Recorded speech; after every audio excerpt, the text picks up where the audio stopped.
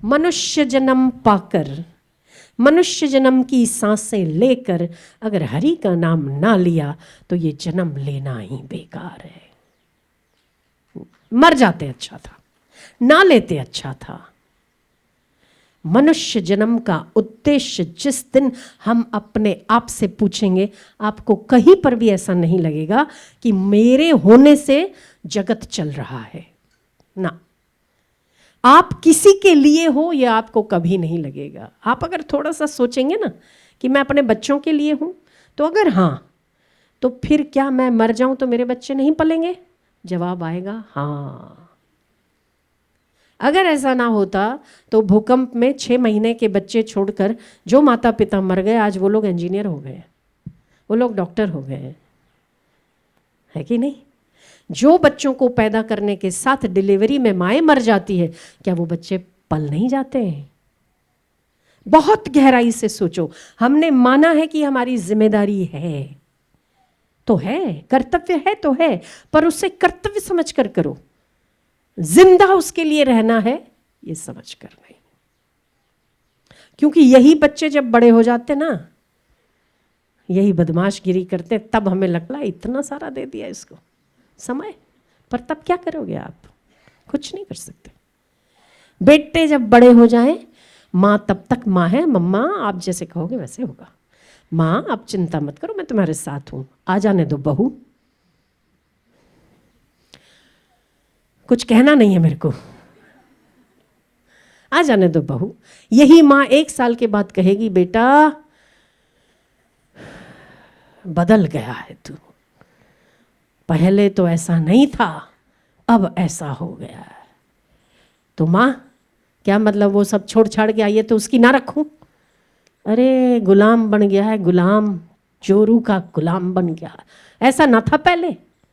मेरा ये पूछना है कि जब सास शादी करके आई, उसकी सास ने भी यही बोला होगा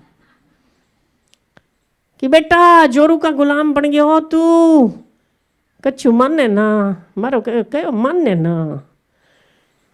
अब आपकी सास बोल रही है, तो ये तो परंपरा है। इसका मतलब बेटा कभी आपका था ही नहीं, जो आपका रहे नहीं वो आपका हुआ ही नहीं था, है कि नहीं? तो आज की शादी करने वाली बहनें, माताएं, भाई, बंधु, आज आपके लिए भी यही है। आप जिन बच्चों को समय दोगे, यही बड़े होके आपको टाटा बाय बाय करने वाले हैं। और फिर आप बैठे देखते रहोगे कि बेटा बदल गया है। जो सास ने डायलॉग मारा था वही आप मारोगे, उसकी सास ने भी यही मारा था। मतलब कोई किसी का है ही नहीं ना। ये सत्य सनातन है, यही सत्य आपको संसार दिखाता है, हम मानने को तैयार नहीं है। तो फिर हम किसके लिए हैं? आपको उत्तर मिलेगा भगवान के लिए हो, आपको उत्तर मिलेगा कि आप ईश्वर के लिए हो। ईश्वर ने आपको खुद के लिए बनाया है, किसी और के लिए नहीं। पर हम सारा समय औरों को देके थोड़ा समय इसको देते हैं, फिर जब दुख आता है तो लगता है कि कुछ नहीं था, पर अब क्या करें, रास्ता ही नहीं था। इसीलिए समझदारी है, बैलेंस होकर चलो। बैलेंस होकर अगर चलेंगे तो अधिक मोह में नहीं फंसेंगे। बैलेंस होकर चलेंगे तो आप कर्तव्य करोगे, फंसोगे नहीं। कर्तव्य किसने नहीं किया? अर्जुन ने। भगवान कृष्ण ने 16,108 रानियां पाल ली, उसे कोई दिक्कत क्यों नहीं आई? हम तो माँ और बहुओं में बैलेंस नहीं कर सकते, है कि नहीं? बताओ भाई लोग मेरे साथ हो कि नहीं? माँ है ना घर में, बहू भी है, बैलेंस कर पाते हो? मुश्किल है, मुश्किल है। 2 औरतें हैं ना, एक साथ नहीं जमती। भाइयों के बाल इसीलिए बीच से ज़्यादा, पहले मेरे को होता था क्यों इतने टकले हो जाते, फिर बाद में थोड़ा थोड़ा समझ में आया कि इनके टकले होने के पीछे भी माइयाँ कारण है, क्योंकि वो बेचारे बैलेंस ही नहीं कर पाते। 1 साल तब तक तो बीवियाँ बहुत अच्छी लगती है कि जब तक शादी हो नहीं, पर जब थोड़ा सा तू मैं शुरू हो जाती है ना, आदमी ऑफिस से लेट आता है। इतनी कट कम, चिक चिक कम, और फिर बीवी बोलती है आप बदल गए हो। आप बदल गए हो। ये सभी की, अच्छा हाँ, क्या मैंने गलत कहा? ये सभी की कहानी और सनातन है ये। मतलब सत्य है, सभी के साथ होता है। तो ये भी सत्य है, माँ कहती है बेटा बदल गया, बीवी 2 साल के बाद कहती है तुम बदल गए, पहले बहुत प्यार करते थे अब नहीं करते हो। थोड़ी चिक चिक पहले नहीं करती थी ना, अब करती तू।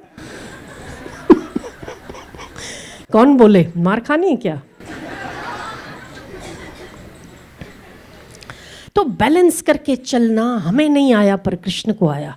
बापड़ी 16,108 कई रीते राखियो है, जबरो मानस छे, जब्बर आदमी है, खतरनाक आदमी है।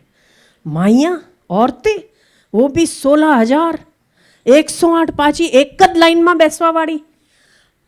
माँ और बहू हो तो भी आदमी को एक अलग से सेट करे, दूसरे को अलग से सेट करे। यहाँ सभी एक जैसी हैं, है ना। और ईर्ष्या में तो आपको पता है। और आपकी बीवी को जिस दिन ये पता चले कि घर वाली और है और बाहर वाली और है, फिर तो पूछो ही मत। हा, तब तो एक सीरियल बन जाती है, क्योंकि सास भी कभी बहू थी। ये सीरियल देखने नहीं जाना पड़ेगा, आपके घर में दिख जाएगी। तो हम लोगों ने ना अपने जीवन को बहुत इम्बैलेंस कर दिया है। अगर वो हम उसे बैलेंस तरीके से चलें, दूसरों के घरों में, दूसरों के सीरियलों में हम मत्था ना मारे। हम खुद एक सीरियल है, हमारा खुद का घर एक सीरियल है।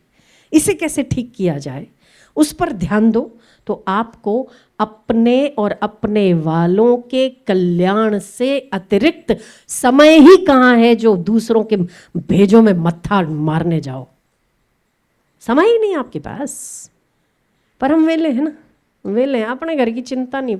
उसके घर में पता है वो जो उसका पति है ना तुलसी का, दूसरी वाली के साथ आज दूसरी, फिर कुछ हुआ नहीं, अरे हुआ, खूब झगड़ा हुआ। तो तुझे क्या मजा आया? हम बड़ी रुचि ले लेके सुनते हैं। इतनी देर के लिए अगर हम कथा श्रवण करें और सोच लें कि भागवत की कथा को सुन रहे हैं, इसी को किसी को सुना दें, उसका भी भला हो जाए, हमारा भी भला हो जाए। ये कहानी क्या अद्भुत नहीं है?